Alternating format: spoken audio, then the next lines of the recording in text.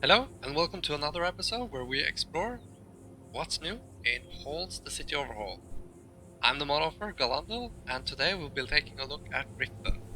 Now, some words in the beginning here. If you have played Holds before, there's nothing new to see here. I was pretty happy. Hold there. Oh god. Before I let you into Riften, I'm getting shook down here. the privilege of entering the city. What does it matter? It's been a pleasure doing business. I don't think I had that much gold in my pocket, but okay, you take it. And you can get into yeah, city. There is nothing new to see here. I was pretty happy with how it came out in the previous version. I should probably point out that in are people who are in very specific clans. So, oh god, the weather just changed. But and that's basically because the vanilla Nord NPCs don't have last names. I'm sure they are technically supposed to, but they don't in Skyrim, and most mods add NPCs who don't have last names, and I don't want my mod to feel like it clashes with other mods.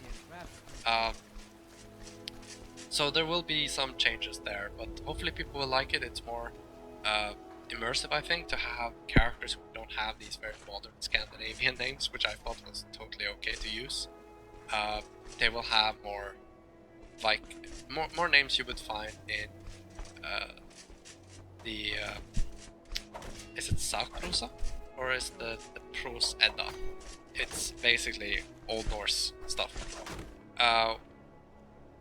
One of the changes I made in Halls is that the Jarl's keep is much more intricate. There's more floors, more planes,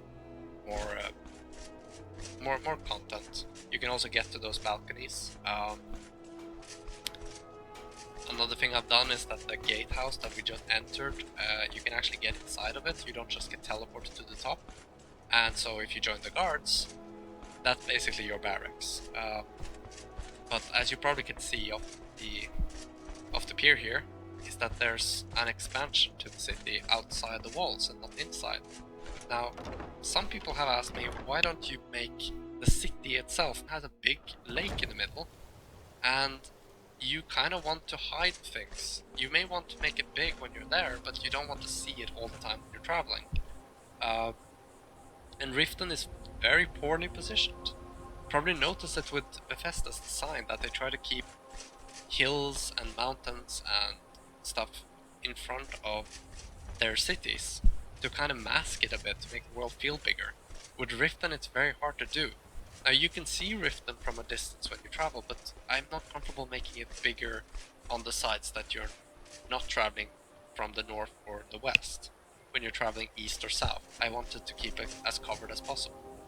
And when I designed this, I had just watched the Hobbit movie with Lake Town, and I thought it would be cool to have a place like this, basically living on the water.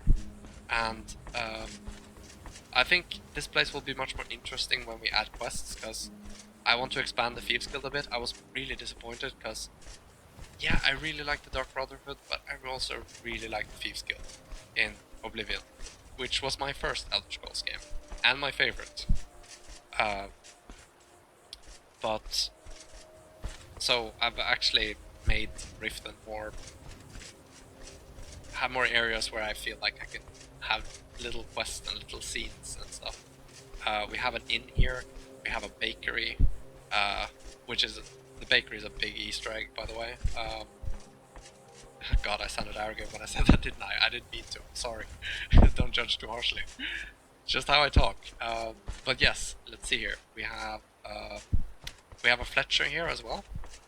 But beyond that, there's not much to see here besides people's homes and things that may be relevant when you're doing quests. It's supposed to look a bit like Lake Town in The Hobbit. Never really liked the Hobbit movies, but it had its moments, definitely. Can you tell I've been doing this for a while? Because now I'm rambling again. But yeah, let's call it here on Riften. Drop a like, give me some feedback. I hope you have a good evening, and I'll be right back with the last few places I want to showcase before this is all over.